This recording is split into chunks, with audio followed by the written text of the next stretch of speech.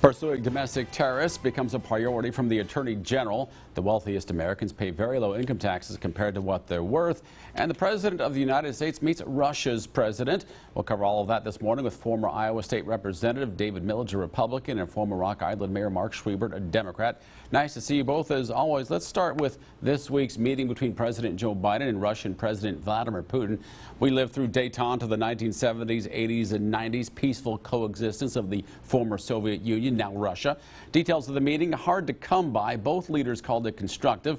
We do know President Biden brought up cyber attacks and Russia's role in them. Putin denies his country has any involvement. Biden says the two leaders agreed to work together to keep Iran from obtaining nuclear weapons, though this on the heels of a report Russia will provide Iran with satellite technology to boost its military capability and track activity of countries like, say, the United States. So where should U.S. relations with Russia be headed, and what can be trusted coming out of the mouth of Vladimir Putin? David, we'll start with you here. Well, I think the meeting was rather inconsequential. Biden said that he did what I came to do. The problem is we don't know what he came to do. There certainly were no concrete results of the meeting, and how can you trust a country that has the history of Russia in the past few years? They're always saying, their rhetoric is always that they're going to cooperate and work with us, and then they poison political opponents, they jail the dissident leader, they invade the Crimea, they are destabilizing Ukraine. How can you trust these people? It's not to say that you shouldn't have a dialogue with them, but how can you trust them? Mark, where do you see the U.S.-Russia relations headed? Well, I think that one of the things that's very important is that over the last 4 years, we've seen a real slide of the U.S. posture with regard to the Russians. As Dave said, they are bad actors. This Vladimir Putin is a bad actor on the international stage. And unfortunately, under Donald Trump, we saw a situation where Trump was kind of enabling him by actually siding with him against our own intelligence services about some of the things Dave was just talking about. So it's good to have a president who's taking a harder line. I do think that the two things that come away from this, as I see it, are number one, we are expressing a strong stand that Russian misconduct will meet with severe consequences, particularly the kinds of cyber terrorism that we saw that shut down much of the East Coast's gas supply about a month ago. That is basically staged. We're pretty confident in in Russia, and it's being covered by Putin. And so we need to take a strong stand on that. The other thing that I think was useful in this discussion is that it was a constructive dialogue.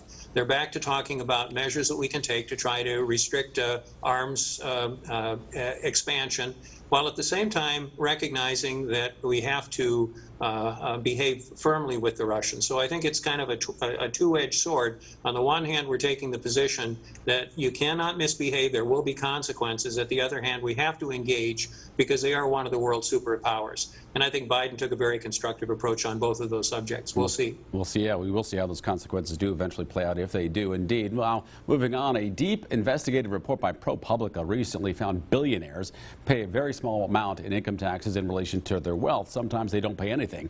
PUBLICA specifically refers to people like Jeff Bezos, Bill Gates, Mark Zuckerberg, Elon Musk, Rupert Murdoch, Michael Bloomberg, and Warren Buffett.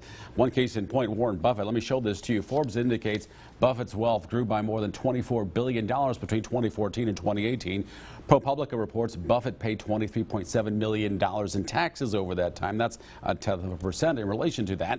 Now, here's essentially how they do it. Analysts call it the buy, borrow, die strategy. First, buy stocks or real estate. They appreciate in value, but don't get taxed unless they're sold for profit.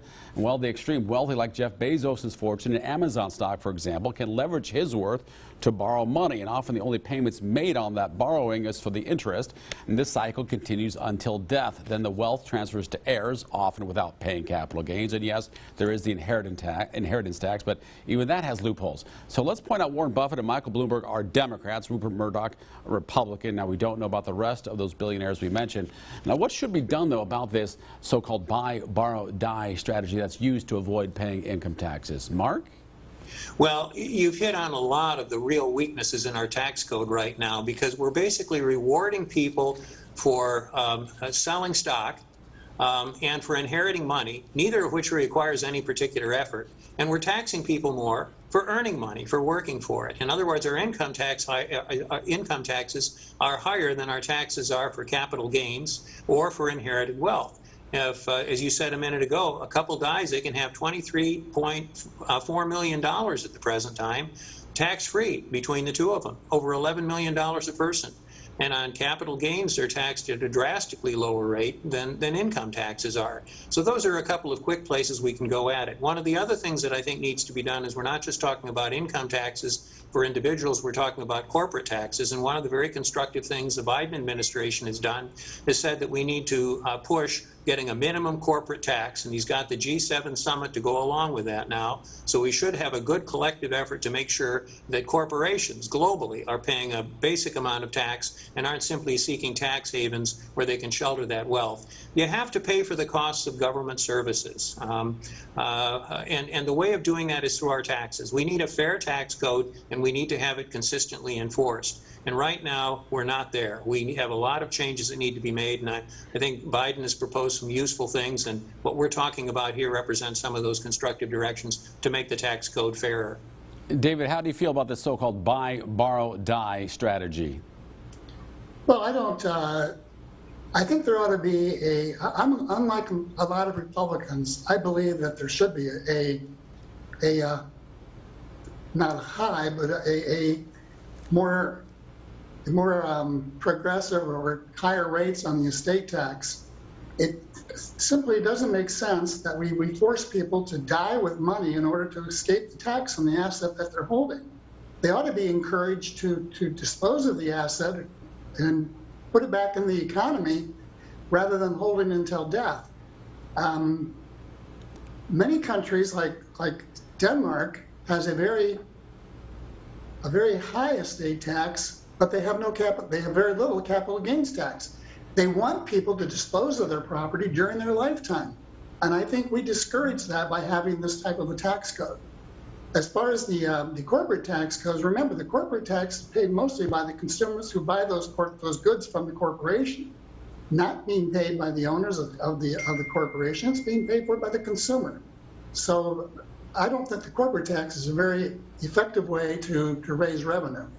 But you do take an interesting stance there, certainly on the inheritance tax. And of course, progressives are using this case to make an argument for imposing a wealth tax of some sort. Of course, that has not. By the way, it's an estate tax, not an inheritance tax. Right. Okay, very well, very well. But people call it the inheritance tax. But yes, thank you for correcting me there. People watching at home, stand by. We're going to move the rest of this conversation online. And on that note, what they say about the new domestic terrorism strategy, that is online at ourquadcities.com. Now our question of the week, what do you think should be done about billionaires who pay little income taxes compared to their overall worth? Send your answer by email to fortherecord@whbf.com or respond to this post on Facebook at the Local 4 News WHBF TV page or on my page.